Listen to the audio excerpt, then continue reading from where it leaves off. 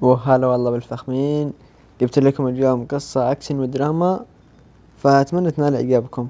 فقبل المشاهدة لا تنسى تصلي على النبي وتذكر الله، سوي لايك واشتراك وتعليق كيفه. ليتس جو. ورجعنا لكم من جديد، خلونا نبدأ.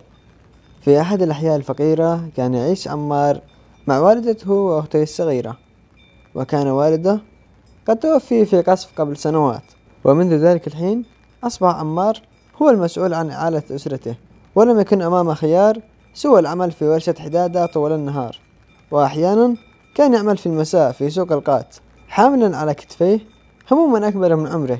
ولكن الحياة كانت تزداد صعوبة يوما بعد يوم، والأسعار تواصل الارتفاع، حتى أصبح تأمين قوت يومهم شبه مستحيل. وفي أحد الليالي عاد عمار إلى منزله ليجد والدته تبكي، فقد أخبرها صاحب البيت بضرورة دفع الإيجار المتأخر أو الرحيل خلال 3 أيام.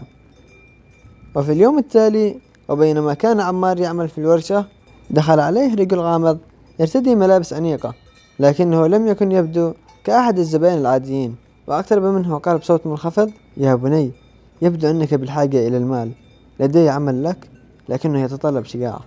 نظر إليه عمار بحذر وسأله: ما طبيعة العمل؟ ابتسم الرجل وقال: رحلة صغيرة للحدود، تحتاج فقط إلى توصيل حقيبة إلى شخص هناك، وستحصل على مبلغ محترم.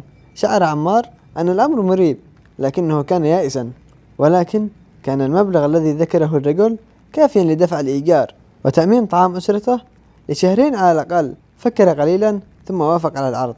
وعند منتصف الليل وصل عمار إلى المكان المتفق عليه، حيث وجد سيارة تنتظره، وصعد إلى السيارة وجلس في المقعد الخلفي، وسلمه السائق حقيبة سوداء ثقيلة، ولم يسأل عن محتوياتها، لكنه كان يشعر بأنها تحتوي على شيء غير قانوني. وبدأت السيارة تسير بسرعة عبر الطرق الوعرة متجهة نحو الحدود، ولم يكن يعرف أن هذه الرحلة ستغير حياته إلى الأبد. وعند وصولهم إلى نقطة معينة توقفت السيارة، وأشار السائق إلى عمار بالنزول والانتظار عند شجرة قريبة، حيث سيلتقي بالشخص الذي سيستلم الحقيبة. ولكن قبل أن يتحرك سمع صوت إطلاق نار، وصرخ السائق: اركض! لكن عمار لم يفهم ما يحدث، لكنه رأى مجموعة من المسلحين تقترب، وبعضهم يرتدي زيا عسكريا، وعندها أدرك أنه وقع في فخ. ركض بأسرع قسوة نحو الأشجار، لكن الرصاصة أصابت ذراعه فسقط على الأرض وشعر بألم شديد، لكنه حاول الزحف بعيدا قبل أن يصل إليه المسلحون. وهنا المفاجأة: استيقظ عمار بعد ساعات، فوجد نفسه مقيدا في غرفة صغيرة داخل معسكر المسلحين، وأمامه رجل ضخم ينظر إليه ببرود ويقول. ارتجف عمار وقال بصوت ضعيف: لا أعرف شيئا، كنت مجرد ناقل. ضحك الرجل باستهزاء: إما أنك تكذب أو أنك غبي، على أي حال لن تخرج من هنا بسهولة. عرف عمار أنه في ورطة كبيرة، وبعد أيام من الاحتجاز بدأ عمار يراقب الحراس ويبحث عن أي فرصة للهروب. ومن حسن حظه لاحظ أن أحد الحراس كان يترك المفتاح على الطاولة عند نومه.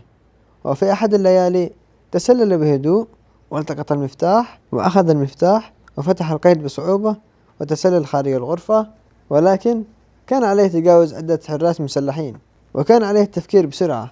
وعندها لاحظ سيارة تقف عند مدخل المعسكر، فانتظر اللحظة المناسبة ثم انطلق نحوها بأقصى سرعته وقفز داخلها. ولحسن حظه كانت المفاتيح في مكانها. شغل السيارة وانطلق بجنون، بينما بدأ المسلحون يطلقون النار عليه، وقاد السيارة بسرعة وسط الصحراء ورغم أن جرحه ينزف. وبعد ساعات من القيادة العشوائية وجد نفسه أمام نقطة تفتيش حكومية. أوقف السيارة ورفع يديه مستسلما، وتم احتجازه واستجوابه، لكنه تمكن من إقناعهم بأنه كان مجرد ضحية لمخطط تهريب. وبعد أيام من التحقيق أطلقوا سراحه وعاد إلى منزله منهكا، لكنه كان حيا.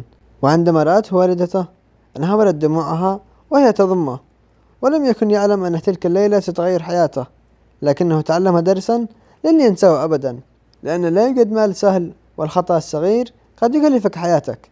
وهنا النهاية، وسلامتكم.